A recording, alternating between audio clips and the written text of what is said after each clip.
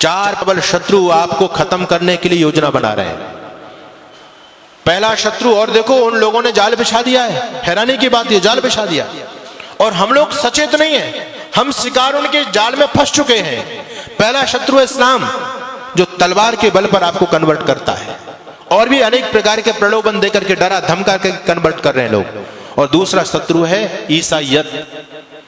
आपको जानकारी होनी चाहिए, इस देश में एशिया का सबसे बड़ा मदरसा है, इस देश में एशिया का सबसे बड़ा चर्च भी बन रहा है। अरे हैरानी की बात है, एशिया का सबसे बड़ा मदरसा पाकिस्तान ईरान में होता तो कुछ बात समझ में आती, लेकिन हिंदुस्तान में हमारी छाती पर है, और वहां से हजारों प्रचारक हर साल तैयार किए जाते हैं इस्लाम को बढ़ाने के लिए।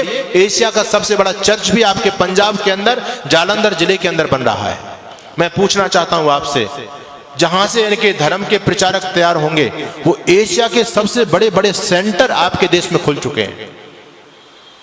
2 लाख जमातें इस देश में काम करती हैं, 1 लाख पादरी इस देश में काम करते हैं। दिन रात एक ही लक्ष्य है, हिंदुत्व को खत्म करना। क्या आपके वो भी सेंटर हैं इस देश में जहां से आपके धर्म प्रचारक तैयार होते हो? बताइए मुझे। जहां से आपके धर्म प्रचारक तैयार होते थे, सारे के सारे गुरुकुल बंद, और बंद इसलिए हो गए हमारे उदासीनता के कारण। हम कोई भी व्यक्ति अपने बच्चों को गुरुकुल में पढ़ाना नहीं चाहता। हम तो स्वतः अपने आप खत्म होने के कगार पर पहुंच रहे हैं। हमारा समर्पण नहीं है जो समर्पण उन लोगों का अपने धर्म और संस्कृति के प्रति, हमारा बिल्कुल भी समर्पण नहीं है। 6500 विद्यार्थी वहां रहते हैं। मैंने कुलपति से पूछा, इनका खर्चा कैसे करते हो, निःशुल्क चलाते हो आप? कहते हैं स्वामी जी, हमारे यहाँ एक रिवाज है, हमारे यहाँ रिवाज है कि गरीब से गरीब मुसलमान यदि 200 रुपए कमाता है तो शाम को 20 रुपए पहले हमारे दीन के लिए निकालेगा, उसके बाद फिर 180 रुपए का प्रयोग करेगा, उसके बाद पैसा प्रयोग करेगा, वो पहले नहीं कर सकता। और हम कहीं दान मांगने के लिए नहीं जाते, परिवार के हिसाब से, परिवार में जितने मेंबर हैं महीने के हिसाब से सबका दशांश ऑटोमेटिक हमारे पास में आता है। कोई व्यक्ति महीने में देके जाता है, कोई 2 महीने में देता, कोई 6 महीने में देके जाता है, अपने आप देकर के जाते हैं। एक रिक्शा चलाने वाला व्यक्ति भी इस बात का ध्यान रखता है। उनका समर्पण आप देखो। आप खूब कोठी बंगले बना रहे हो, संपत्ति जोड़ रहे हो, लेकिन आपका भविष्य अच्छा नहीं है। वो लोग आगे बढ़ते चले जा रहे हैं। मैं आपको डराने के लिए नहीं कहता, मैं आपको सावधान करने के लिए आज बताना चाहता हूं। ईसाईयत इतनी चरम सीमा पर फैल रही है।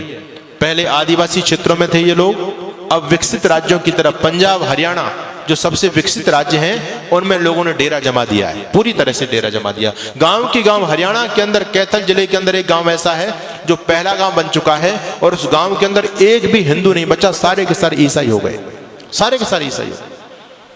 2 शत्रु प्रबल हैं जिन्होंने पूरी तरह से खत्म करने की योजना बना दी। यूरोप से आपको खत्म कर दिया, एशिया से आपको खत्म कर दिया। अब दोनों जो प्रबल शत्रु हैं आपके दुश्मन, ईसाईयत और क्रिश्चियनिटी, इन लोगों का ध्यान केवल भारत देश की तरफ है, और उन लोगों का ध्यान केवल आप हिंदू लोगों की तरफ है। दोनों में प्रतिस्पर्धा हो रही है कि कौन ज्यादा से ज्यादा हिंदुओं का सफाया करेगा, कौन इनको ज्यादा से ज्यादा ईसाई बना पाता है, या हम इनको मुसलमान बना पाते हैं। दोनों वर्ग बहुत बड़े टारगेट लेकर के आपके बीच में काम कर रहे हैं। तीसरा शत्रु है कम्युनिस्ट विचारधारा। ये इनसे भी ज्यादा घातक है, इनसे भी ज्यादा घातक इसलिए है कि हम इनको शत्रु समझते ही नहीं। क्रिश्चियनिटी और ईसाईयत को और इस्लाम को हम शत्रु मानते हैं, लेकिन ये जो कम्युनिस्ट विचारधारा है, ये अंदर अंदर देश की जड़ों को खोखला कर रही है। उनसे भी ज्यादा खतरनाक है। इनका नाम शमशेर खां और ये नहीं मिलेगा, इनके नाम आपके ही नाम मिलेंगे, मारकंडे काटजू। नाम सुनकर के आपको लगेगा कि ये तो कोई ब्राह्मण है, अपना ही भाई है। नाम आपके हैं उनके, और काम सारे के सारे हिंदुत्व को खत्म करने के। और ये तो एजेंडा सबने अपना लिया है। पहले ईसाई मिशनरी जब इस देश में काम करती थी तो पहले धर्म परिवर्तन करते थे, नाम बदला करते थे। अब वो लोग भी सतर्क और सावधान हो गए। वो लोग अब नाम नहीं बदलते, क्योंकि नाम बदलेंगे तो लोगों की आंख खुल जाएंगी, अरे हमारे इतने भाई कन्वर्ट हो गए, ईसाई बन गए। तो नाम वही रखते हैं, लेकिन अंदर से धर्म परिवर्तन करा देते हैं, जिससे हम लोग गफलत में सोते रहे। आप लोगों ने छत्तीसगढ़ के मुख्यमंत्री होते थे, नाम था अजीत जोगी। नाम सुनकर के आपको क्या लगता है जी, कौन होगा? अजीत जोगी। आपको लगेगा कि हमारे आदित्यनाथ योगी का ही भाई होगा अजीत जोगी को। नाम हिंदुओं जैसा उस व्यक्ति का, लेकिन व्यक्ति कौन था? ईसाई, पक्का ईसाई। उस व्यक्ति ने सत्ता में रहते रहते लाखों लोगों को कन्वर्ट किया, और जब वो व्यक्ति मर गया तो ईसाई रीति रिवाज के द्वारा उसको दफनाया गया, उसका अंतिम क्रियाकलाप किया गया। मैं आपको बताना चाहता हूं, पंजाब के मुख्यमंत्री होते थे चरणजीत सिंह चन्नी, स्वाफा भी बांधते थे, साफा लगते थे, सरदार जी हैं, लेकिन कौन थे? क्रिश्चियन। यानी हम लोगों को गफलत में रखने के लिए, और मैं कहना चाहता हूं आपसे, एक व्यक्ति है इस देश में जिसको हमारे बहुत सारे भाई बंधु देश का प्रधानमंत्री बनाना चाहते हैं। नाम क्या है जी? राहुल गांधी। ठीक है, हो सकता मेरी बात से लोगों को कुछ मिर्च भी लगे। नाम है राहुल गांधी, लेकिन कौन है? धर्म से बताओ मुझे, क्या धर्म है उस व्यक्ति का? है वो ना मुसलमान ना ईसाई, वो तो वर्ण संकर खिचड़ी है। उसके दादा परदादा कभी मुसलमान थे, फिर उसकी मां ईसाई थी, वो हिंदू तो है ही नहीं। लेकिन हैरानी की बात यह कि हिंदू उसको प्रधानमंत्री बनाना चाहते हैं। यानी हम जरा भी नहीं सोचते, जब इस ईसाई इस देश की सत्ता को अपने हाथ में लेगा, वो ईसाइयत को बढ़ावा देगा, हिंदुत्व को बढ़ावा देगा। ये सोचने की बात है। हम अपने स्वार्थ में इतने ज्यादा अंधे हो रहे हैं, आज राजनीतिक स्वार्थों में इतने अंधे हो रहे हैं। कोई अगर राजनीतिक पार्टी देश के लिए अच्छा काम भी करे, हमको उसका विरोध जरूर करना है। अभी इस देश की केंद्र सरकार ने एक योजना निकाली, अग्निवीर की योजना निकाली। लोगों के पेट में दर्द हो रहा है, राजनीतिक लोगों के पेट में दर्द हो रहा है, आने वाले भविष्य को नहीं देख पा रहे। मैं आपको आगाह करना चाहता हूं, इस देश में भयंकर गृह युद्ध होने वाला है, टल नहीं सकता, अवश्य में भावी है, रुकेगा नहीं वो। और उसकी उन लोगों ने तैयारी कर रखी है पूरी तरह से। उनका छोटा छोटा बच्चा बम चलाने में, पत्थर फेंकने में, तलवारबाजी में, चैनबाजी में एक्सपर्ट है। उनकी लड़कियां भी एक्सपर्ट हैं। आपके बच्चे क्या जानते हैं? एक ही बच्चा है आपके पास में, उनके 17 वो तो कहते हैं 2-4 मर भी गए, फिर भी हमारे पास 11-15 तो फिर भी बचते हैं। कोई हमको चिंता वाली बात नहीं। उनका बच्चा बच्चा एक्सपर्ट है। हमारे आदरणीय जो बुद्धिमान राजनेता लोग, उन्होंने सोचा कि हम भी अपने बच्चों को कम से कम ये जो है आत्मरक्षा का चीज तो सिखाई दे। जब देश के हालात बदलेंगे तो कम से कम स्वयं की रक्षा कर पाएंगे, अपनी बहन बेटी अपने बच्चों की रक्षा तो कर सकते हैं वो लोग। इसके लिए अग्निवीर योजना चलाई गई कि हर एक बच्चे को सैनिक शिक्षा दी जाए।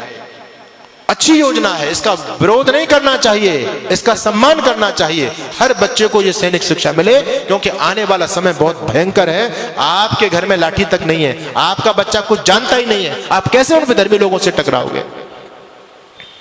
एक सज्जन कहने लगे, अब हमको AK-47 रखनी पड़ेगी, बंदूक रखनी पड़ेगी, भाला रखना पड़ेगा, अपने घर में फरसा रखना पड़ेगा, लाठी रखनी पड़ेगी। अरे मैंने कहा, इतने हथियार के नाम तुमने गिना दिए, इन हथियारों को चलाएगा कौन? कोई चलाने वाला है तुम्हारे पास में? एक बच्चा है, उसको हमने क्या बनाना चाहते? उसको DM बनाना चाहते हैं। वो लोग कहते हैं हिंदू इतना मूर्ख प्राणी है धरती पर, एक बच्चा करके अपने बच्चों को DM बनाना चाहता है। हम 17 बच्चा पैदा करते हैं, इस देश का PM अपना बनाएंगे। जिस दिन इस देश का PM हमारा बन जाएगा, DM कुछ नहीं बेचेगा, शासन हमारे हिसाब से चलेगा। क्या लोगों की योजना है? हमसे ज्यादा सोच रहे हैं वो लोग। आप एक बच्चा करके उसको सरकारी नौकर बनाना चाहते हैं, और वो 10 बच्चा पैदा करके सरकारी अपना बनाना चाहते हैं। बताओ किसकी योजना में ज्यादा दम है?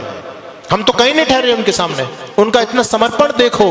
आपको मैं धन्यवाद करूंगा कि आज हमारे नौजवानों की संख्या है, यहाँ बच्चे भी आते हैं, बहुत कम उपस्थिति में आते हैं, लेकिन उनकी मस्जिद के अंदर आप जाकर के देखो कितने नौजवानों की फौज है वहां, क्योंकि वो उस काम को कंपलसरी समझते हैं। हम इस धर्म कर्म को, सत्संग को कंपलसरी नहीं समझते। हम तो ये समझते हैं ये हमारे काम का, बच्चों का क्या काम है इसमें, स्वयं हाथ हिलाते हुए चले आते हैं। लेकिन वो लोग सारे के सारे समर्पित है अपने मिशन के लिए। इसलिए मैं आपके बीच में निवेदन कर रहा हूं, भयंकर आंधियां चलने लगी हैं, ज्वार को पैदा करो। मैं तो एक बात कहता हूं साहब, अब भाईचारे की बात बंद कर दो। अपने वजूद को, अस्तित्व को बचाना चाहते हो तो अब कट्टरता अपने अंदर पैदा करो। हम दुनिया से इसलिए खत्म हो गए, सारी उदारता की ठेकेदारी हम लोगों ने अपने ऊपर ले रखी है। बस तुम भाई भाई चिल्लाते रहे, वो तुमको चारा बना करके चाट गए। बड़ी हैरानी की बात है, आज भी लोगों की आंखें नहीं खुल रही हैं। ये राजनीतिक दल आपस में हम लोगों को लड़ा करके, ये तो नालायक लोग हैं, अपना उल्लू सीधा कर रहे हैं, लेकिन हम भोले भाले भाई आपस में लड़ रहे हैं। उनके षड्यंत्र को नहीं समझ पा रहे हम पूरी तरह से। आप लोगों को अभी उदयपुर में जो हुआ, एक केवल ट्रेलर देखा है, फिल्म चलनी बाकी है। द कश्मीर फाइल आपने देखी है, ये 30 साल पहली घटना है। अगर इसी प्रकार से सोते रहे तो 30 साल बाद देखना गली गली में कश्मीर फाइल चली गई। अभी उनकी आबादी केवल 25% है सरकारी आंकड़े के हिसाब से, और 25% रहने के बावजूद भी वो आपको सड़कों पर नहीं निकलने देते। रामनवमी का जुलूस नहीं निकाल सकते आप, हनुमान जयंती का जुलूस नहीं निकाल सकते आप। निकालने का प्रयास किया, क्या स्थिति हुई? आपके राजस्थान में बहुत सारे जिले हैं, आप वहां जाकर के देख लीजिए। हम 26 जनवरी 15 अगस्त पर तिरंगा यात्रा नहीं निकाल सकते। अभी वो केवल 25% है, तब आपको सड़क पर नहीं निकलने दे रहे हैं। जिस दिन 40 और 50% हो जाएंगे, आप लोग क्या सोचते हैं कि आपको अपने घर में रहने देंगे? वो संभव ही नहीं है। अपने